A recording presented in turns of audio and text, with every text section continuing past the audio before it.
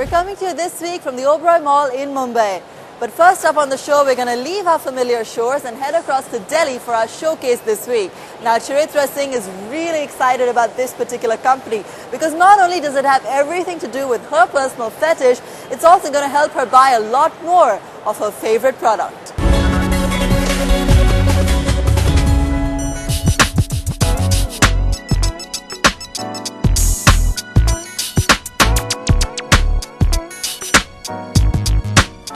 For someone like me who has a dangerous fetish for shoes, the inconvenience of a crowded mall, parking issues really doesn't dampen my spirit. When I want a new pair, I want a new pair. It's actually just that simple. So imagine my unbridled ecstasy when I discovered that I could give in to my vice without even leaving my house.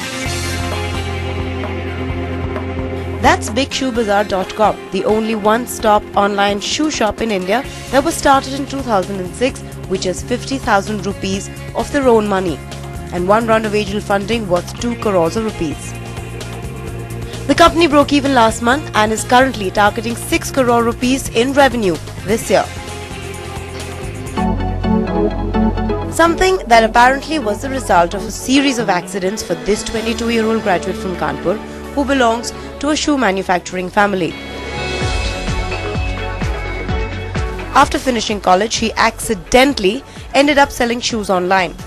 The one-off stint accidentally became successful, and finally, he accidentally ended up owning a successful and full-blown business. Big Shoe Bazaar started off from a problem. We had a large stock of shoes lying with us, which we wanted to sell off. So when I left my college, my dad said, try selling these shoes off as your first project. So to do that, I sold them off on Rediff.com, and from there the experience was excellent, better than I had expected. From there, then there are several websites in the US that are already doing it. So inspiring from that, it just evolved into a business. Sounds too rosy and perfect to be a startup struggle story.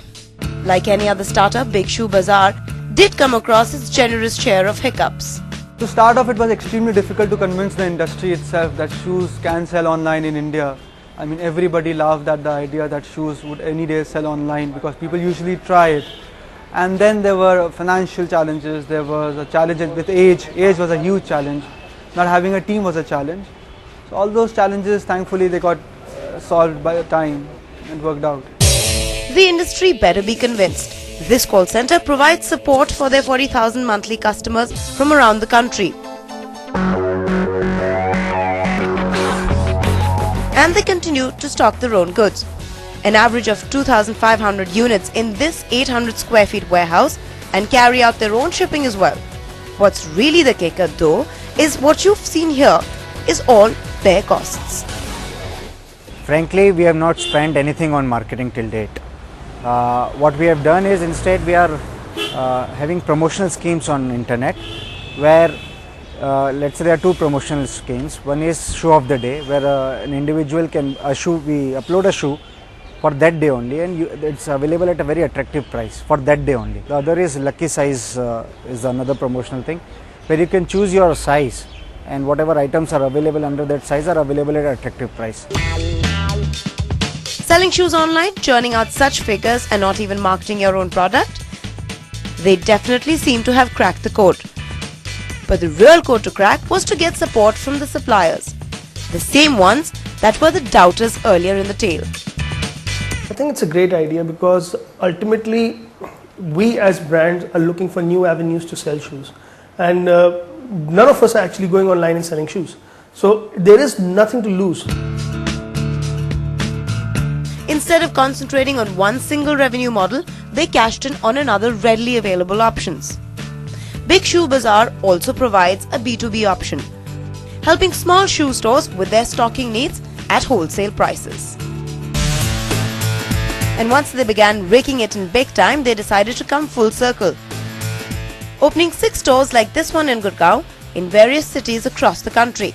This is one of their first stores that opened earlier this year, and their reasoning was simple. Never stop looking for additional revenue streams. And since only 55% of their audience is online, why not get to the rest? One of the most popular grouses of e-commerce critics is that online shopping has taken far too long to really get off the ground. So let's hope that our showcase this week ensures that the shoe fits well.